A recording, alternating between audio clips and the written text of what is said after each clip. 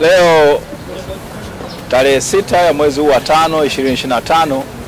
mahakama ya hakimu mkazi wa Dar es Salaam katika eneo la Kisutu ilikuwa chini ya hakimu mfawidhi Muhini ilikuwa inatoa uamuzi wake kuhusiana na hoja ambazo zilikuwa zimeletwa na upande wa utetezi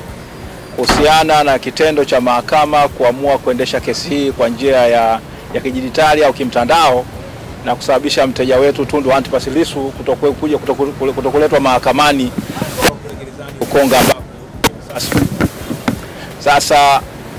ilikuwa ni hoja za utetezi kwamba haki ya msingi ya mteja wetu ya kusikilizwa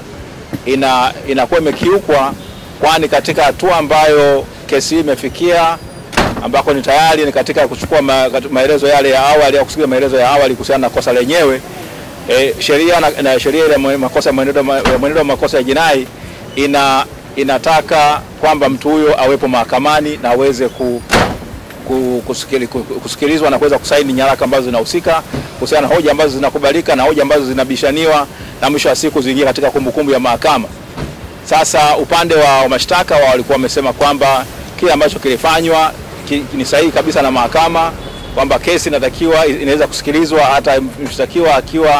ikiwa ndani, na kwa maana hiyo basi mshtakiwa huyu mahakama haijakosea kwa kuamuru kwamba kesi hii isikilizwe kimtandao mnamo ile tarehe 24 ya mwezi wa 4 mwaka 2025. Sasa hizi ni hoja ambazo zilikuwa zinabishaniwa. Upande wa utetezi ulikuwa umaanisha vipengele vingi sana: haki ya mteja kusikilizwa, kuonana na mawakili wake, haki ya ndugu na jamaa na marafiki na umma kuweza kushiriki katika hiyo kesi, na vile matendo ambayo maafisa wa magereza walikuwa wamezuia mawakili wasiweze kumuona mshtakiwa kule katika gereza la Ukonga. Katika uamuzi wake hivi leo, hakimu Muhini amesema kwamba kile ambacho kilifanywa na mahakama cha kuamuru kwamba kesi hii isikilizwe kwa njia ya mtandao kilikuwa ni sahihi, kwamba kanuni zile ambazo zimetengenezwa na jaji mkuu zinaruhusu na kwamba zilikuwa zikiuki kitu chochote kile. Lakini akaendelea kusema kwamba mahakama hii haina mamlaka ya kuweza kuamrisha afisa magereza namna gani ya kuweza kukaa na huyo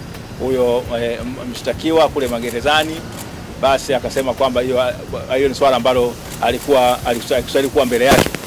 Lakini akaja akatoa amri, akaja akasema kwamba kwa kutokana na kuzingatia ibara ya 13 ibara ndogo ya 6A ya Katiba ya Jamhuri ya Muungano wa Tanzania na mazingira ambapo mteja amekuwa au mshtakiwa amekuwa akikataa kushiriki katika kesi hii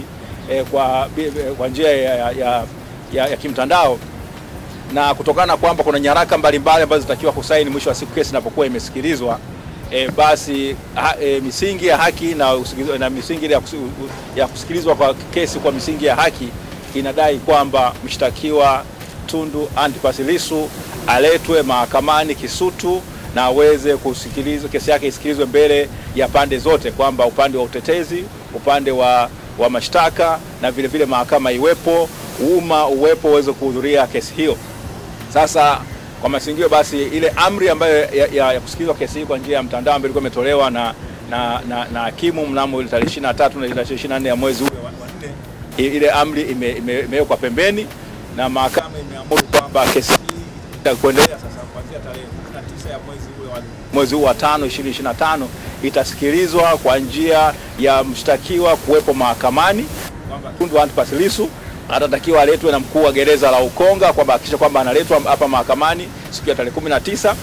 Umma unakaribishwa kuweza kusikiza kesi hii, lakini utatakiwa kuzingatia kwamba kesi lazima ukae kwa amani, unasikiza kesi kwa namna ya amani, itasikizwa katika koti namba 1 ya mahakama hii ya hakimu mkazi wa Dar es Salaam hapa Kisutu, na kwamba vile hata watakaokuwa wako nje basi waweze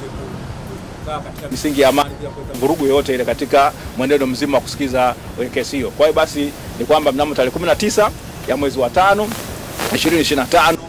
mteja wetu Tundu Antipas Lissu anatakiwa aletwe mahakamani hapa, na kwa maana hiyo kwa kweli tunaona kwamba haki imetendeka, kwamba mteja wetu sasa atafanikiwa kuwa na siku yake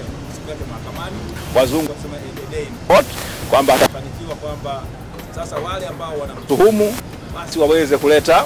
ushahidi wao na yeye vile aweze kujitetea, na sisi kama wakili wake tutakuwa tayari